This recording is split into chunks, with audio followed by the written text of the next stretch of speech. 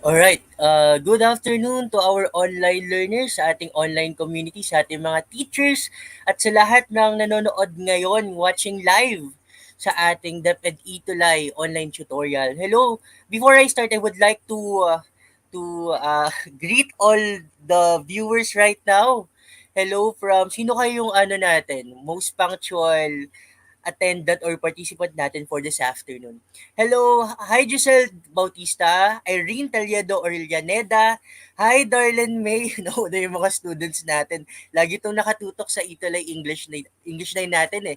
Princess Divine si Manipon, Trisha May Bolambao, Princess Joy, Kajente Balana, John Mark Kajente. So yan, so good afternoon sa inyong lahat and ako nga pala si Tutor Elian, yung Tutor Bay para sa ating Itulay online tutorial for English 9. So lagi nyo itong inaabangan, di ba? Every Tuesday at 3 o'clock to 3:40 p.m. So before tayo mag-start, my dear online learners, let us share muna itong video na to, itong session na to, itong link na to. Please share, please don't stop sharing sa ating mga group chats at mga Gs natin or mga sa ating newsfeed at sa kung ano-ano pang pwedeng ma-share ng platform na to.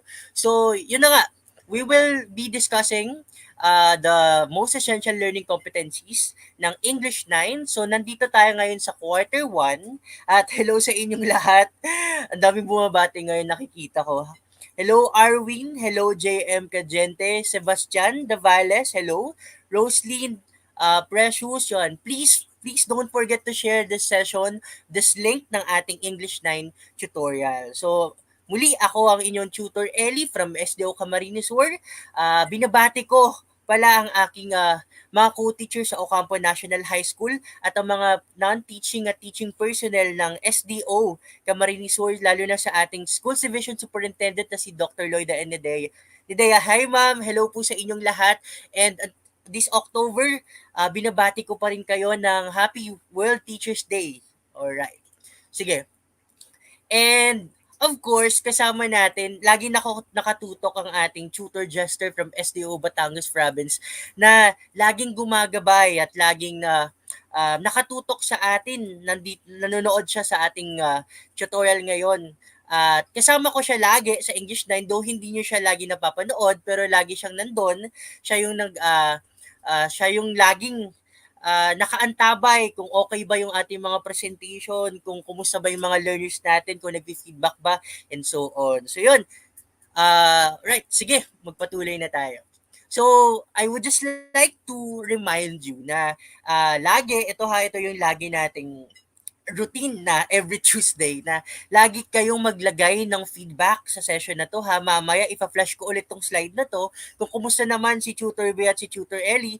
Hello sa inyong lahat, Krisha, Precious, ayan, Ivan, Joey, Eliza, Roda, ang dami nating students from Quirino Province, from Bulacan, from Bicol, from Camarines Sur, from Cebu, meron tayong students from Cebu, from Aurora, Isabela, from Pampanga. Just imagine, buong Pilipinas tayo ngayon. So, please comment your name and your high school at kung saang division kayo or city or municipality naroon para ma-recognize naman yung participation nyo ngayon. Ano? So, beside dito, um, sa feedback natin about Tutor Ellie, kumusta naman siya, later on, we will be having an assessment.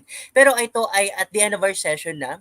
At dito ay 5 items lang naman to and naka-Google form to. So, para malaman niyo yung mga updates natin sa English 9 at yung mga topics natin or tutorials sa mga topics sa English 9, meron tayong GC for English 9. So kung sino man sa inyo ang gustong makapasok sa aming pambansang GC, yun yung title ng GC namin sa English 9, na buong Pilipinas, buong student sa lahat ng panig ng na kung Luzon man yan, Visayas, Mindanao, meron tayo doon. So please comment or sa mga students natin, paki-share at paki-add yung ating mga students from different places across the Philippines na sumali at mag-join sa ating pambansang GC sa English 9.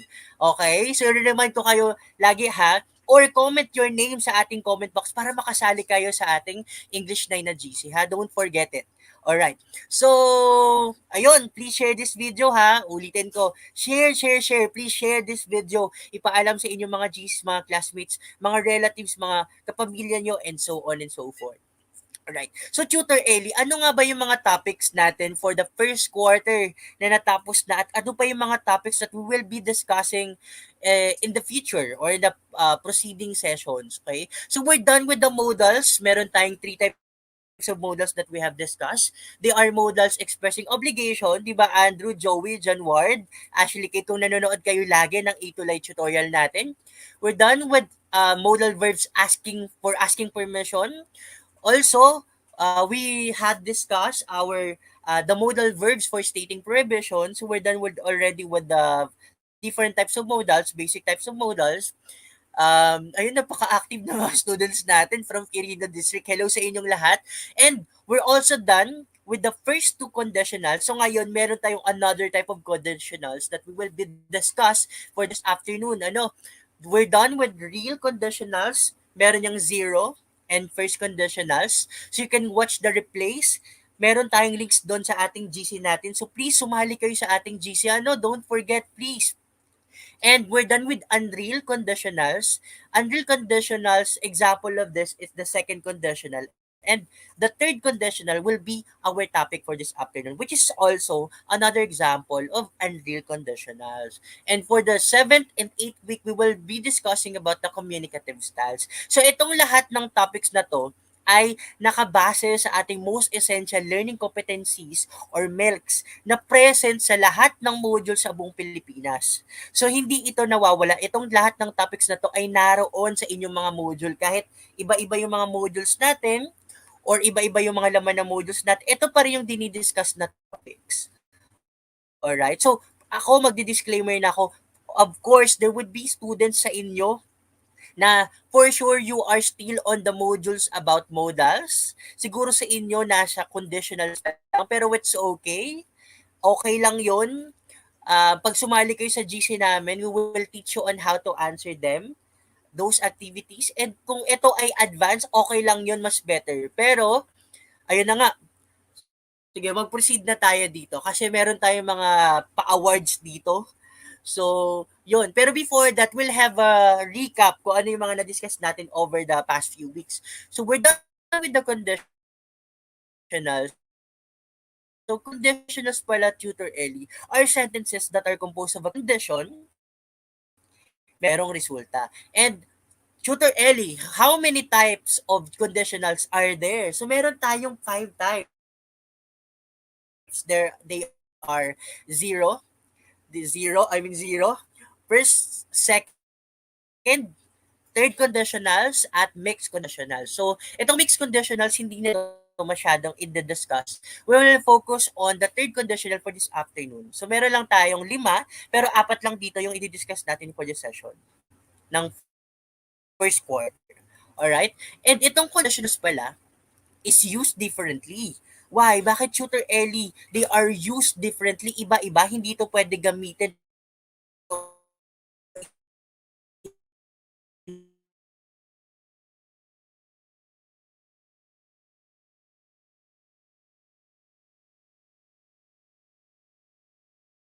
interchange dahil it becomes hot. So,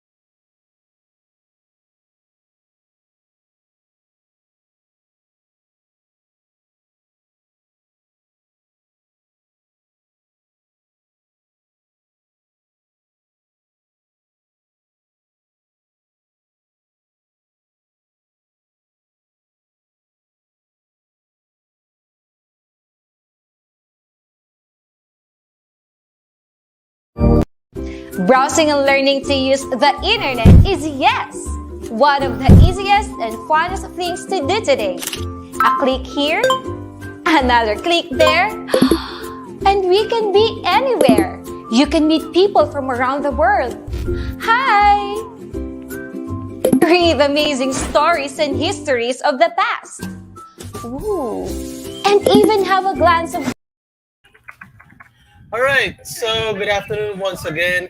Sir Ellie is having a hard time with his internet connection. However, and I guess he is now back right now. All right, Sir Yes. Ellie, good afternoon once again. Thank you, Sir Justin. Thank you. Very good, sir. Thank you so much. Okay, Tutor so we are talking nakaabang. about So, the pasensya na we conditionals, the have some first difficulty. conditionals. Sir Ellie, are you still up? Alright? Okay. Yes, sir. Okay ba ako? Yeah. Okay ba ako? Yes, you're good. Alright. Thank you, Tutor Thank you so Jester. much also. Alright, thank you, Tutor Jester. Ayan ha, si Tutor Jester laging nakaabang when it comes may mga problems or anything that will happen sa ating session. So, please forgive the situation kasi hindi maiwasin may mga technical problems tayo right now. Pero go lang tayo ngayon ha. So, hello sa inyo. Medyo nawala tayo. Hello, Joey, Angelica, Darwin. Lagi kayo nakatutok. So, ayan, ano na nga yung sinasabi ni Tutor Ellie right now? So, nasa first conditional tayo. So, there are many possible results. Hello, Frances. Sige. And second conditional, which was our topic from last meeting, ang usage naman nito, ginagamit ito if we imagine present or future situation that are impossible or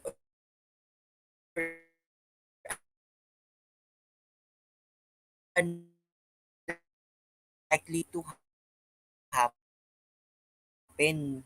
So, medyo unreal ko. Sige, okay. For example, if we had a garden. Hello, Roy. Imagine you are in you're imagining a situation that are imaginary situation that you know would probably or impossibly or unlikely to happen. So yung second conditional sentence natin. Kapag nalito kayo dito, you could replay yung mga sessions natin over the past few weeks. Available yun sa ating YouTube at Facebook page. Ha? Don't forget that.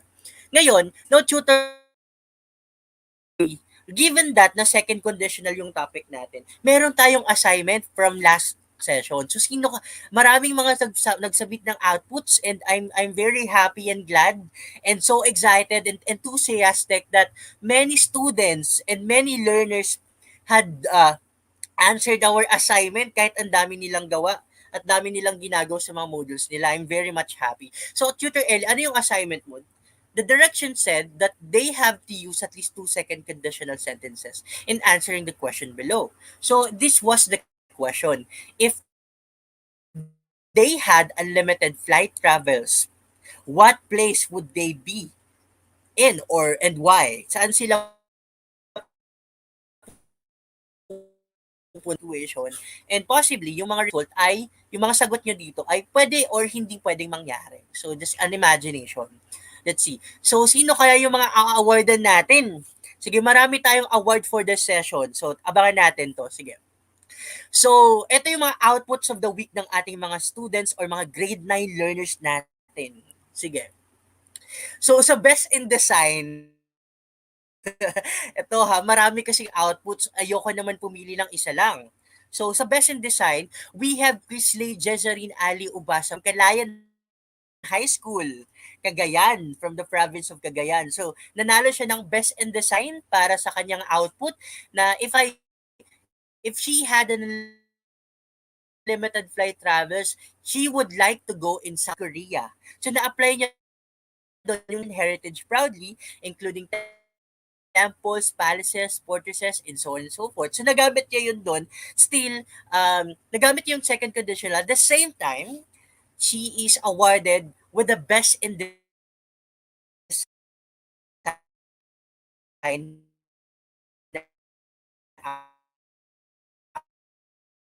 output.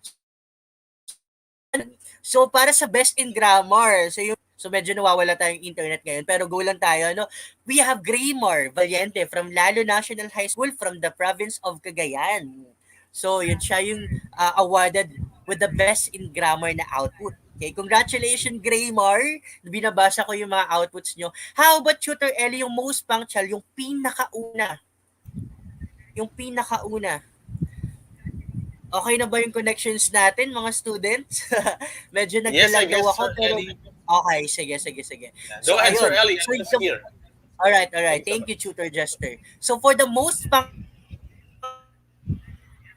pinakauna, early bird na output na nagpasa came from Darlen May Quilon from Lalo National High School, Cagayan. So, congratulations, Darlen May Quilon from. How about the most inspiring output natin na napakagaling na best in design din to pero dito ko siya nilagay sa most inspiring kasi ang haba ng output niya, very meaningful.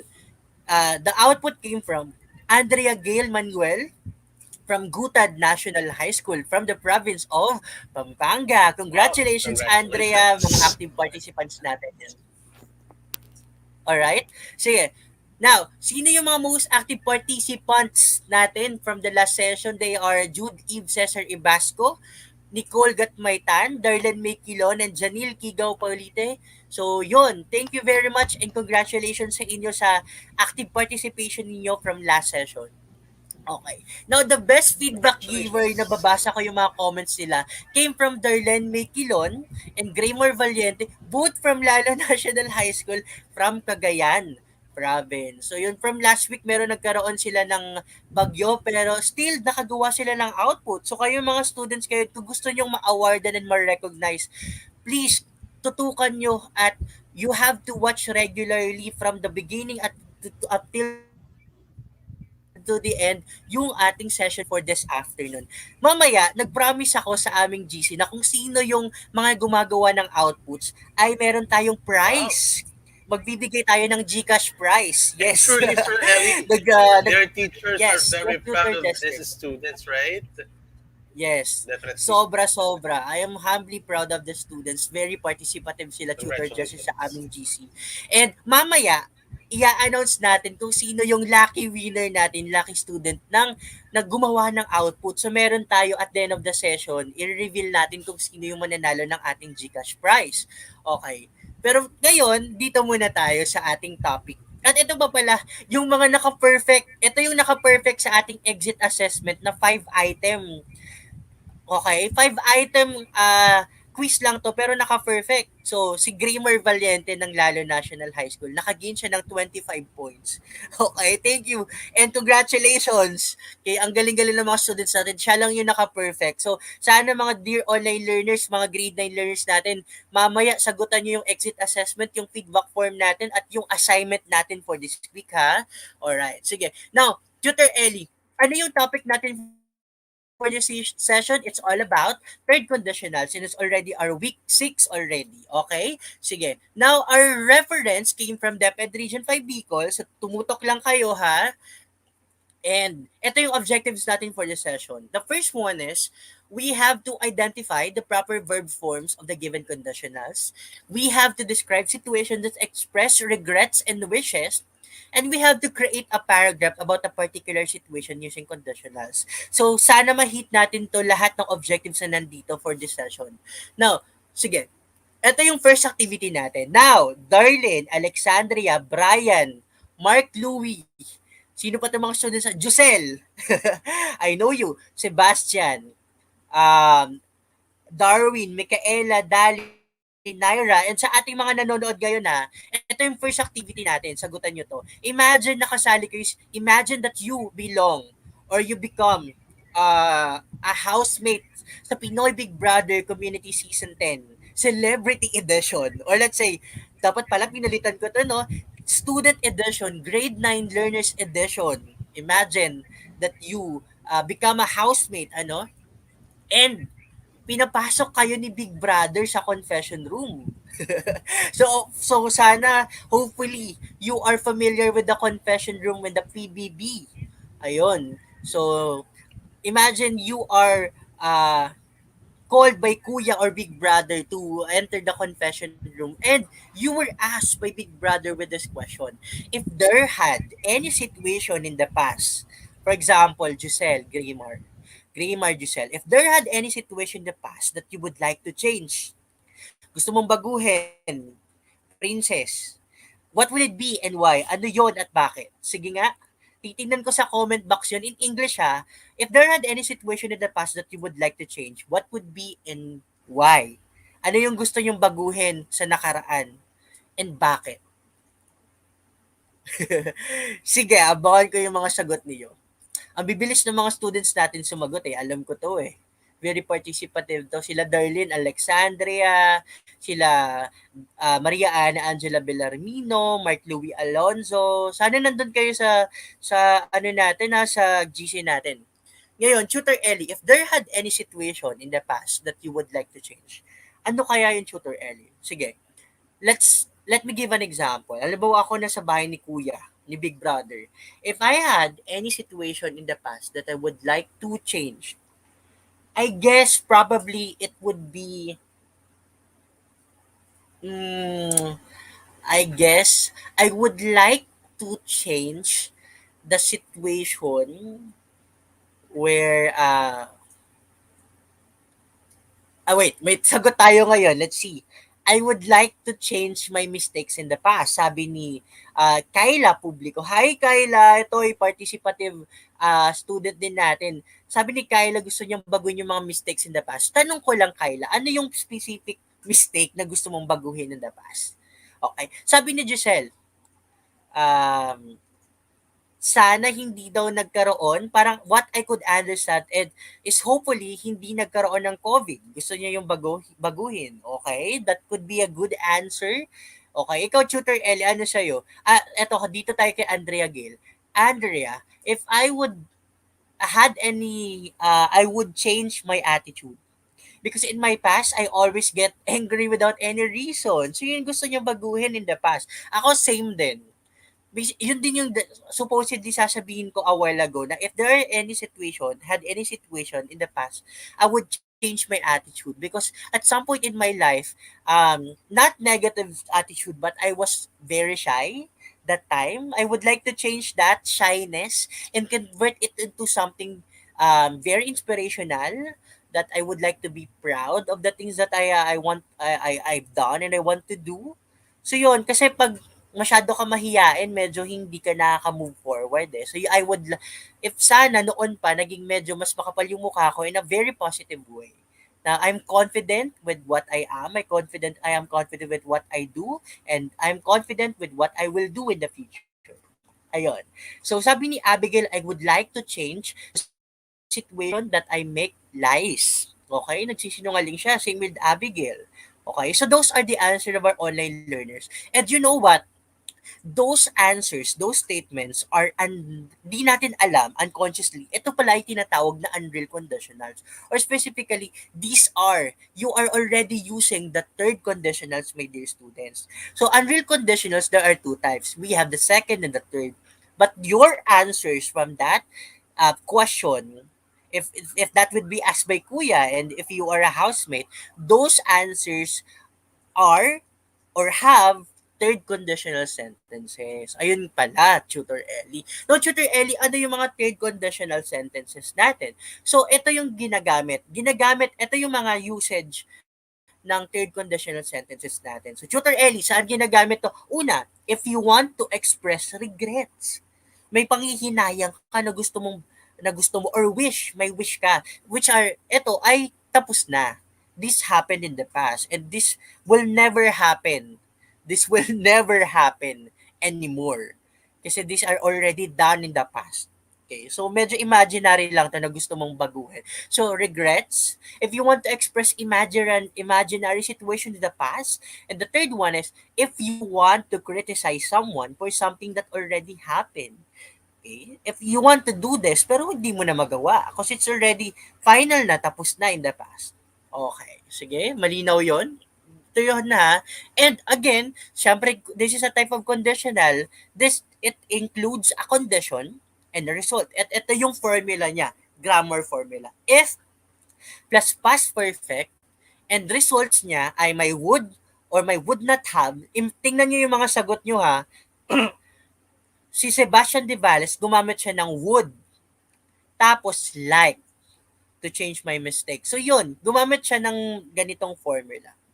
Example, if you had become a good son, your parents would have been proud of you. So meron siyang past perfect na had become at meron siyang ginamit na formula na would or would not have. Dito, in case, sa sentence na to, the sentence uses would have plus past participle na been. Okay? So, Tutor Ellie, ano tong mga past perfect na to? Ano tong past participle na to? Naguguluhan pa ako. Sige, we will discuss it in the next slide. Alright. So, Tutor Ellie, eto, ang past perfect at past participle ay napakadali lang if regular verbs. So, ano yung mga regular verbs? Basically, these are action words. Okay? For example, simple present. Ngayon, kasi ngayon ha, she walks. Siyempre may S kasi this is a singular subject. She walks. Kapag nasa past na, she walks today, ngayon, pag nasa simple past na, my dear online learners, magiging na siyang, you will add the regular verbs with ED. Okay? With ED. She walked. She walked yesterday. Naglakad siya kahapon. She walked yesterday. Okay, tapos na. Pero pag past third participle, parehod lang yon sa simple past kapag regular verbs. Pag regular verbs, may ia-add ka lang. Wala kang babaguhin sa spelling. May ia-add ka lang na letters which is D or ED. Okay? Ngayon, pag past perfect, lalagyan mo lang siya ng had. Ito, had na to. Had lalagyan mo siya ng had, at gagamitin mo yung past participle. Copy-paste lang yon. Alright? Sige, Marcelina, Trisha, Sebastian, sino pa? Darwin, Ryan, Julie, sagutan natin to. We walk. Anong simple past niya? The answer is simple past. Lalagyan nyo lang yan ng ed. We will just add ed. The answer is we walked. Tama? We walked. Ngayon, ang past participle is just a copy-paste. You will just copy the spelling of the simple past. So, the past participle is walk also. Okay? And the past perfect is we had walked. Alright. Tama naman, Darlene, di ba? Kuha? Do you get it? Alright, tama. Chin-chin, we walk. Now, how about talk? The verb is talks or talks. And look, the answer is, the simple past is talked with ed, talked. The past participle is the same kasi regular verbs. And the past perfect is he had talked. You just have to add had plus the past participle. Nakukuha ba? Past perfect is composed of had and past participle. So, kokopyahin lang natin to. How about Tutor Ellie? Look. They looked, and past perfect is they had looked. Okay? Very clear. Okay? So, very understandable, sabi naman ng mga tuties natin. Alright, sige. Now, how about irregular verbs? Dito kasi, the irregular verbs change in spelling. Okay? So, she is, pag ang verb natin is, pag simple past, nagiging was. She was. At ang past participle ng is at was ay been. Kaya ang past perfect ay lalagyan natin ng had plus the past participle which is been. Tama. O, tama. Tama. Yes, correct kayo, May, Kyla, Kenneth, Sebastian. You're right. How about are? What is the simple past of the verb are? Sige nga. What is the simple past of the verb are? Alright, correct. The answer is were. Diba? Past, tapos na. We were. How about the past participle of were? The answer is been. Alright? Been pa rin kasi magkakapareho lang yan. It's just that singular ang she, ang we ay plural. So pag singular, gamitin nyo is or was. Pag plural, gamitin nyo are and were. Okay? And past participle is the same. Been lang yan. The answer is past perfect is we had been. How about becomes? Becomes is an irregular verb, and became. Okay, became. Past participle is become.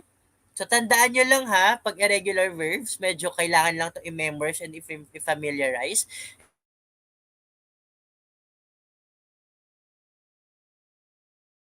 come. Okay? Again, perfect is a combination of had and past participle. How about eat? They eat, they ate, and the past participle is eaten. So pag past perfect pala, Tutor Ellie, dapat they had eaten. Had plus past participle na eaten. Okay.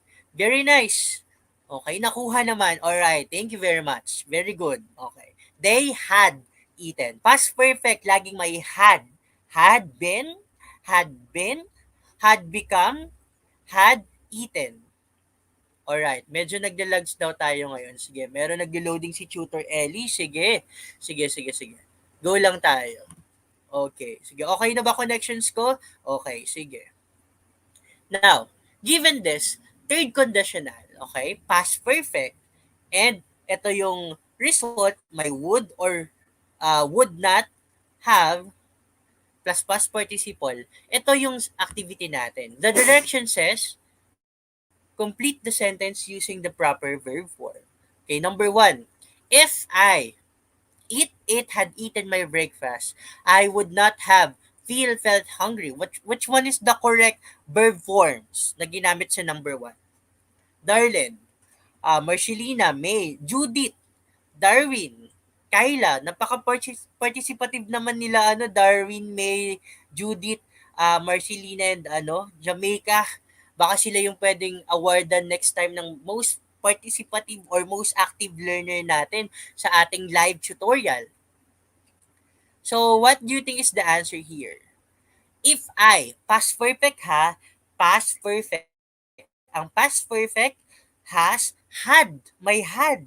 Okay, sabi ni Chinchin, okay, tama. The answer is had eaten. I would not have felt hungry. So Chinchin is correct. Okay? If I had eaten my breakfast, I would not I would not have felt hungry. Okay? Correct. How about number 2? If I had applied the scholarship, I would have gone to America. Which are the correct verbs that we shall use for this sentence? Ano kaya? Sige. Graymar, Jusel, Marcelina, Andrea, what do you think is the correct verbs that we shall use for this sentence? Past perfect ha, ang past perfect ay laging may had. Okay, had. Ang past participle, usually may ed or the spelling changes. Alright. Sabi ni Abigail, Ryla, Manalak, you're correct. If I had applied, I would have gone. Katama naman si Darwin. I would have gone to America. So, naiintindihan na ba? Sige, meron pa tayong isang example. Sige, I would have blank. I would have was been more fit if I had exercised last year. What do you think is the correct answer? Alright. Sige. Very nice. The answer is been and had exercise. So, it's a reverse sentence. Binaliktad lang siya, my dear online learners. Okay. For number 4, if you had come to the party, you would have met my cousin. Okay. Kung ikaw ay pumunta sa party, mamimit mo sana ang aking pinsan. What do you think is the correct verbs? Kung ikaw ay pumunta sa aking party, sayang na-meet mo sana or nakasalamuha mo sana or nakilala mo sana ang aking pinsan. So, what do you think is the correct verb form? Alright, the answer is had come. Again ha, if plus past perfect had come plus would have and past participle which is meet. The past participle of meet is meet. Okay? Irregular verb siya. Alright, sige. Nakaintindihan ba? Sige, correct. How nice. Now, dito tayo, let's have a matching type here. The direction says we have to match the conditions and the result. So you have to use your critical thinking here. You have to use context clues in identifying which one is the condition and which should be the result for that condition. You have to match the condition and the result. All right. So for number one, I would have said hello. So which of this in the column B should be the result of the first statement? I would have said hello. How about for number two? I would have sent money if I had seen the accident. Number four, if I brought my rash guard. So ano kayang tamang sentence dito? Ano kayang tamang third conditional for this activity? Grimar, Kyla, Judith, Gilbert, Darlen, Krisha, ang dami nating students. Okay, nag-aabang siguro sila kung ano yung assignment natin. Nag-aabang din sila kung ano yung exit assessment natin at ano yung feedback form natin at sino kayong mananalo ng GCash natin. Alright. So sabi ni Abigail, ni Jamaica, and ni Giselle, Grimar, number one, I would have said hello if I had seen you. Alright? Excellent answers. Now, sabi ni Darwin, I would have sent you money if you had told me about your problems. Papadalhan sana kita ng pera kung sinabihan mo ko ng mga problema mo. So that's the translation in Filipino. How about number three? If I had seen the accident, kung nakita ko lang yun, sayang, di ba? Regret or wish or imaginary situation. Kung nakita ko lang yung aksidente, I would have called the ambulance. So tama si Sebastian, tama si Krisha. The answer, si Kyla also. The answer is letter C. For number 4, of course, if I had brought my rash guard, you know the rash guard, this is a type of clothing that you use when you want to swim, if you want to stay under the sun, or whether you're in the beach or in a pool. The answer is letter D. I would not have gotten any sunburn. Okay, that's right. Correct. Okay, so naintindihan ng mga students natin. Eto, another activity. So imagine ngayon, anong grade nyo na ngayon? You are already in grade 9 and nasa first quarter na tayo. So of course, Tutor Ellie, nasa grade 10 na kami by next year. So imagine, you my dear grade 9 learners, eto yung situation. If you had gone back to grade 8, what would have been the things you would change or do instead? So medyo hypothetical question to. So imagine you are in grade 8. Hindi na to imagine, imagine pa rin. If you had gone back, babalik kayo sa grade 8. What are the things or what would have been the things you would change or do instead? Grade 9 kayo, 'di ba, Darlen, Graymar?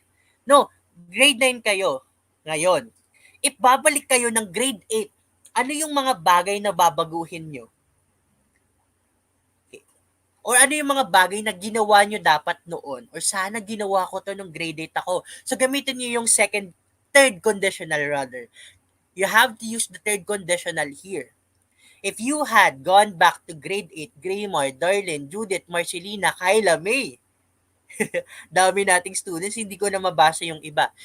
Kung babalik kayo sa grade 8, sige, comment nyo sa comment box. If babalik kayo sa grade 8, what would have been the things you would change or do instead? Ano yung mga bagay na sana ginawa nyo or dapat ginawa nyo nung grade 8 kayo?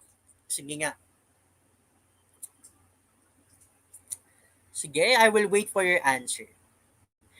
If I had gone back to grade 8, I would have, so you have to start with that, Giselle, Graymar. If I had gone back to grade 8, I would have, so sagutan nyo doon, hi Hector, hi Graymar. So start with that sentence or statement. If I had gone back to grade 8, I would have, Kyla, I would have, laging may have, Kyla, I would have. Tama naman, Kyla. If I had gone back to grade 8, I would have. Okay. So sabi ni Kyla Publico, baguhin natin, Kyla. Thank you. If I had gone back to grade 8, Tutor Ellie, I would have pass my modules earlier. So, kung bumalik daw siya ng grade 8, sana pinasa niya ahead of time yung modules para hindi siya na late. Tama naman. Alright, alright. So, for Darwin, if I had gone back, Darwin, to grade 8, I would have changed my attitude. Kung babalik siya ng grade 8, sana daw ay pinalitan niya yung attitude niya. So, sa isa na lang na answer. I will wait for another answer. If I had gone back to grade 8, I would have Graymar, Hector, May. What's your answer? Gilbert. How about you, Marcelina? O, ikaw, Krisha. Abigail, Jamaica, Darlene, Kenneth, Chinchin. What would be your answer? Jinky, May. So sabi ni Jinky, ay sabi ni May, if I had gone back to grade 8, Tutor Ellie, I would have changed my attitude. Same answer. Sabi ni Gilbert, I would have participated more in 8 to Life. Yes, last year we already have an 8 to Life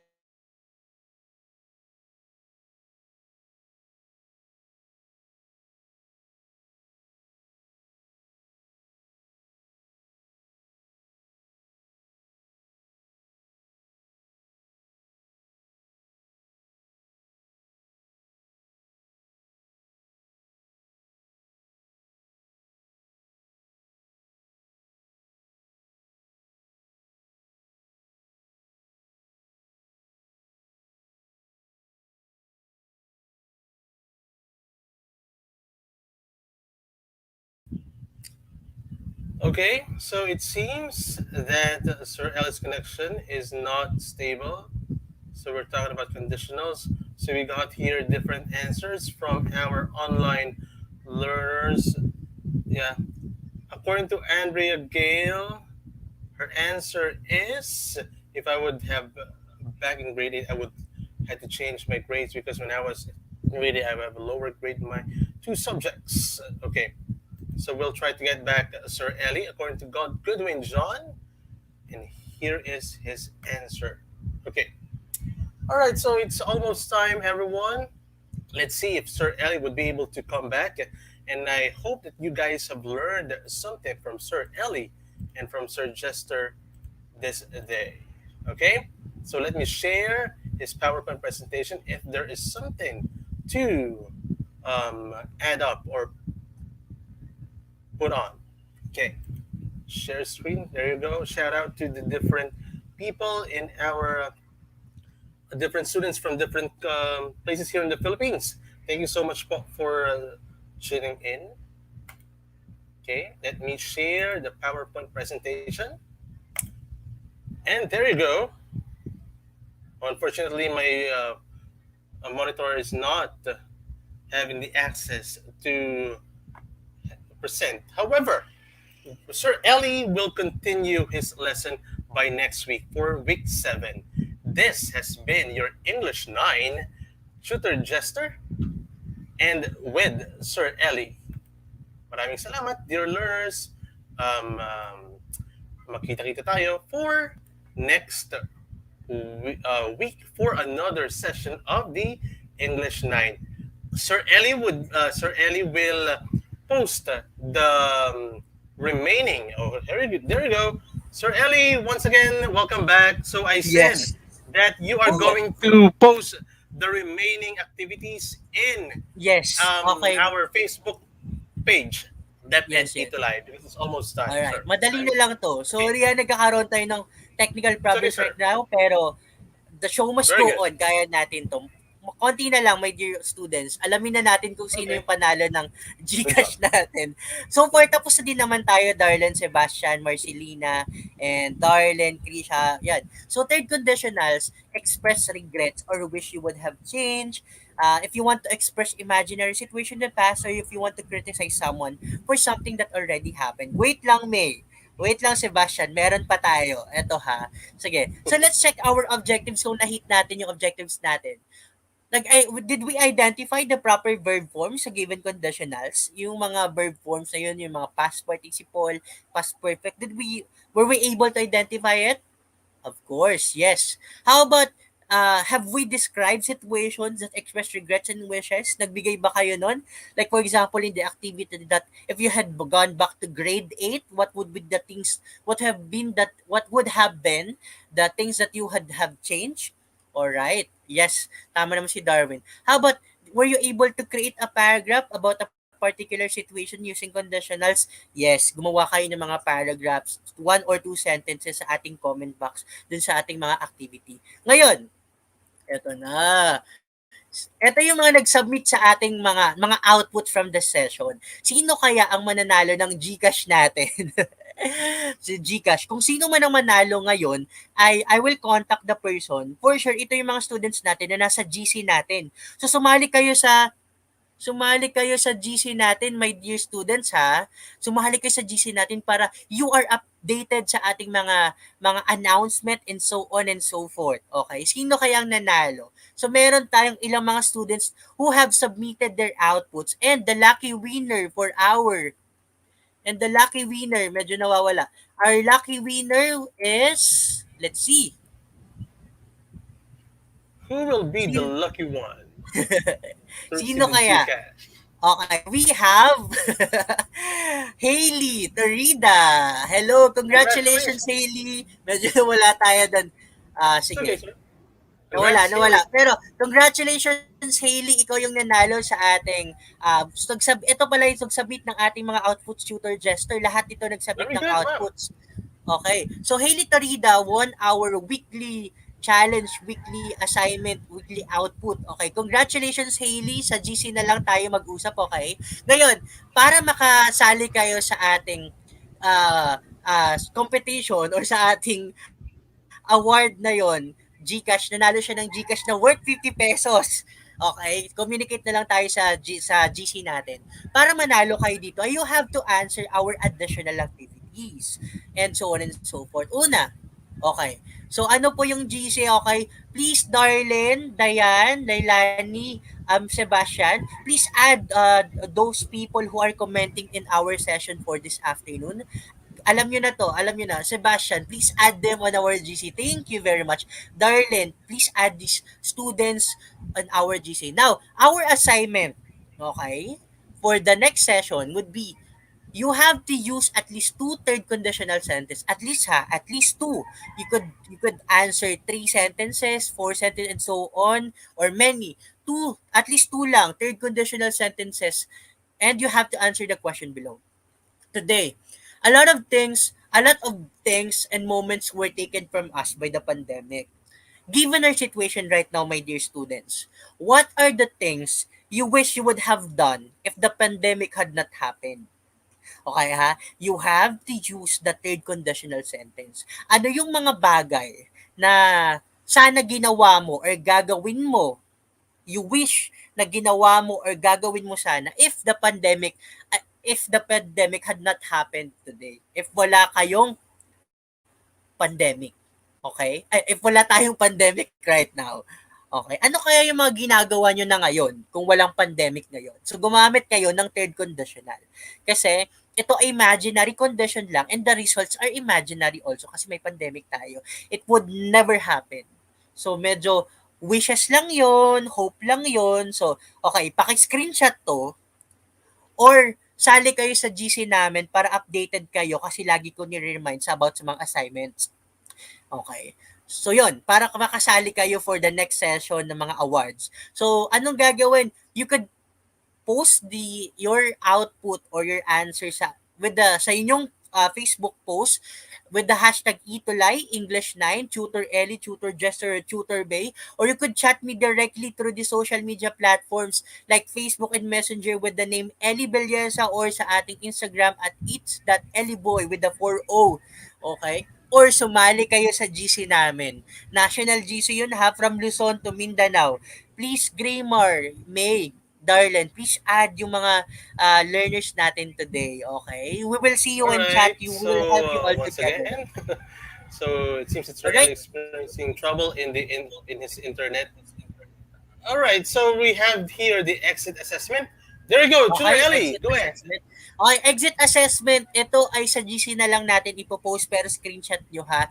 lahat dapat ito ay gawin nyo para manalo kayo ng award. So meron kayong assignment, nag-fill out kayo ng exit assessment, 5 items lang to, at nag-fill out kayo ng feedback form. So kumusta naman ako, okay? So ipopost natin yan sa ating GC para updated kayo. So ayan, so we're done already with another session ng ating English 9 Itulay for quarter 1, week 6, which the topic is all about third conditionals. And again, kasama ko sa laging nakaatabay at katutok ang ating tutor Jester from SDO Batangas Province. Thank you, tutor Jester. Salamat. At Thank you so much ako also, muli, sir. thank you. Welcome, welcome. At ako muli si Tutor Ellie, ang inyong Tutor Bay from SDO And Camarines that is Sur. Tutor Ellie, and sa with inyong me, lahat, Tutor Jester for English yes. Live. Thank you so Thank much you, to Tutor Direct Jester. Ken for the technicals. Technicals. Thank you, thank you. And once again, thank you very much sa ating mga grade 9 online learners, sa ating mga teachers, at sa ating online netizens, sa ating mga online citizens na nanonood ngayon na nakatutok. At lagi rin kayong manood regularly ng ating mga Itulay online tutorial ng English 7, 8, 9, 10 kasama ating magagaling, mga gwapo at magaganda, mga competent, mga productive, mga creative Yes, na mga different English grade junior high levels. school. We got grade 7, 8, 9, tutors. and 10 shooters from different parts of the country. Alright. Sila makakasama natin. Tutor Alright. Ellie. Nawawala lang ang internet Okay. mo, pero tuloy-tuloy ang ating learning for our Itulay online tutorial for the English 9. Now, you're back again, Sir Ellie. Okay. Now, thank you very much, and we will add you sa aming GC, and don't forget to